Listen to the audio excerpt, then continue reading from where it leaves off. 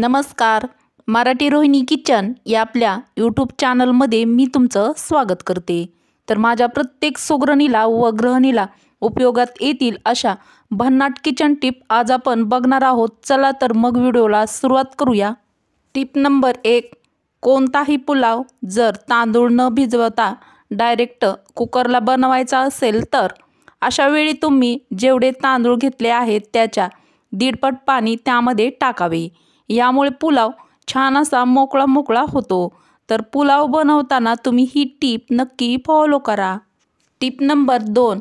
कोणतीही डाळ शिजवण्या अगोदर ती 10 ते 20 मिनिटे कोमट पाण्यामध्ये भिजत घालत ठेवावी आणि मग शिजवावी.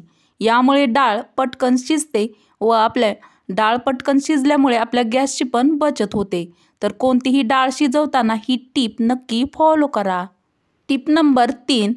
पालकाची भाजी बनवताना त्यात काही पुदिन्याची पाने घालावी. यामुळे पालकाची भाजी खूपच चविष्ट अशी लागते. तर पालकाची भाजी बनवताना तुम्ही ही टीप नक्की फॉलो करा व टीप आवडली असेल तर एक लाईक नक्की करा. टीप नंबर 4. घरातील साठवणीचे धान्य, डाळी यांना कीड लागू नये यासाठी त्यात हिंगाचे खडे आणि लवंग टाकावे. यामुळे डाळी आणि धान्याला कीड अजिबात लागणार नाही. तर तुमच्या पण घरातील साठवणीचं धान्य किंवा डाळी यांना कीड लागू नये यासाठी ही टीप नक्की फॉलो करा. टीप नंबर 5. उडद पापडाच्या डब्यात मेथीच्या बिया टाका. यामुळे पापड खराब होत नाही व त्याला कीड पण लागत नाही. तर उडीद पापड व्यवस्थित व जास्त दिवस टिकवण्यासाठी तुम्ही ही टीप नक्की फॉलो करा व टीप आवडली असेल तर एक लाईक नक्की करा. टीप नंबर 6. खोबऱ्याची किंवा नारळाची पातळ चटणी करताना जर खोबरे किंवा नारळ कमी असेल तर त्यात तुम्ही थोडेसे भाजलेले शेंगदाणे पण वापरू शकता किंवा त्यात थोडी हरभऱ्याची डाळ भिजत घालून ती देखील वापरू शकता.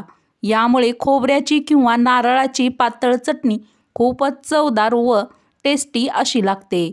तर इडली किंवा डोशाबरोबर जी खाताना आपण नारळाची किंवा खोबऱ्याची पातळ चटणी बनवत असतो ती बनवताना ही टीप नक्की फॉलो करा. टीप नंबर 7. लिंबाचं लोणचं खराब व्हायला लागलं असेल तर त्यामध्ये व्हिनेगर घालून ते मंद आचेवर गॅसवरती शिजवा. यामुळे लिंबाचं लोणचं खराब होणार नाही. तर तुमचं पण लिंबाचं लोणचं जर खराब व्हायला लागलं असेल तर ते खराब होऊ नये यासाठी ही टीप नक्की फॉलो करा. अत्यंत महत्त्वाची पुढील टीप आहे टीप नंबर 8. लाकडी कांगवा वापरल्यास केस कमी तुटतात व ते मजबूत होतात. तर तुमचे पण केस गळत असतील किंवा ते मजबूत राहण्यासाठी ही टीप नक्की फॉलो करा. टीप नंबर 9. लायटर पेटत नसेल किंवा बंद पडला असेल तर तो उन्हामध्ये ठेवा. यामुळे लायटर पुन्हा चालू होईल. तर तुमचा पण लायटर बंद पडला असेल तर ही टीप नक्की फॉलो करा. टीप नंबर 10. उपमा किंवा उपीट बनवताना रवा भाजताना त्यात थोडेसे जिरे घालून भाजावे. यामुळे उपमा किंवा उपीट खूपच स्वादिष्ट असा बनतो. तर अधिक टेस्टी उपमा होण्यासाठी किंवा उपीट होण्यासाठी ही टीप उपमा बनवताना नक्की वापरा. टीप नंबर 11. सर्दी झाली असेल तर झोपताना गरम पाण्याचा वाफारा घ्या. छाती शेकवा. ज्यामुळे छातीतील कफ मोकळा होऊन बाहेर पडतो. जर तुम्हाला पण सर्दी झाली असेल तर ही टीप नक्की फॉलो करा व टीप आवडली असेल तर एक लाईक नक्की करा. अत्यंत महत्त्वाची पुढील टीप आहे टीप नंबर 12. स्वयंपाकघरात काम करत असताना त्वचा आगीने जळली असेल तर त्यावर कच्चा बटाटा बारीक करून त्याचा रस काढून तो रस जळालेल्या जागेवर लावावा. यामुळे आराम मिळतो. तर स्वयंपाकघरामध्ये काम करत असताना जर चुकून तुमचा हात पण भाजला असेल किंवा ती त्वचा जळली असेल तर ही टीप नक्की फॉलो करा.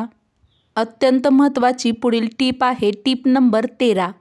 थालीपीठ कपड्यावरती थापायला येत नसेल किंवा जमत नसेल तर कडक कॅरी बॅग घ्या व त्यावर थोडासा तेलाचा हात लावून थालीपीठ थापा.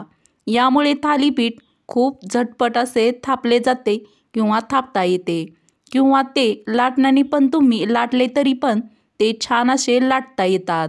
तर बऱ्याच वेळा ज्या नवीन स्वयंपाक शिकणाऱ्या मुली आहेत त्यांना थालीपीठ बनवताना ते व्यवस्थित असं लाटता येत नाही किंवा थापता येत नाही. त्यांनी ही टीप नक्की फॉलो करा.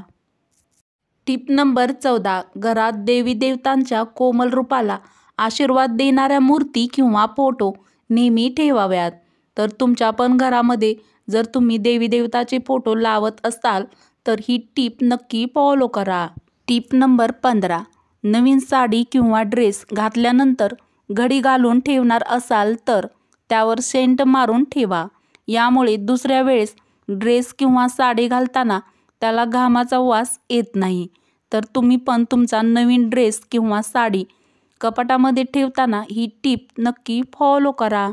व टीप आवडली असेल तर एक लाईक नक्की करा.